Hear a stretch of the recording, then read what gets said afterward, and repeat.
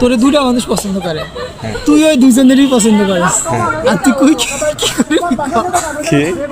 তুমি দুজনে দুটা মানুষ তোমার পছন্দ করে এবং তুমিও দুজনেই পছন্দ করে, তুমি কারে চুজ করো?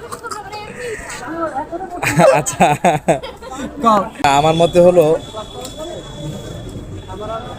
ভাগ্য যার দিকে যায়। বাট তুমিও জানো যে এইগুলোর কোনো ফিউচার নাই, মানে প্রেম প্রীতি কর বা কদিন পর আগে ভাগে শেষ হয়ে যাবে।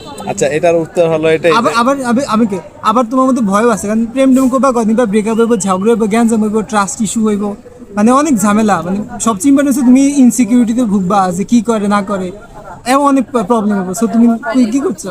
আমি তোকে দূরের একটা চুজ না করাই ভালো। না, তাহলে তো আবার সমস্যা আছে।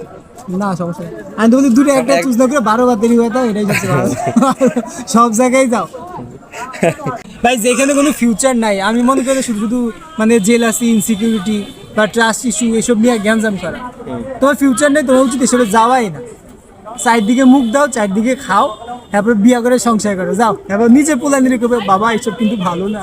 আচ্ছা, ও বলছে কোনটা, যে দুইজন কি পছন্দ করবে, মানে দুইজন কি নিবে? ভাই দুইজন থাকাও সম্ভব না, রাজি হবে না দুইজন। কেন? দুজন আমার পছন্দ করে কে?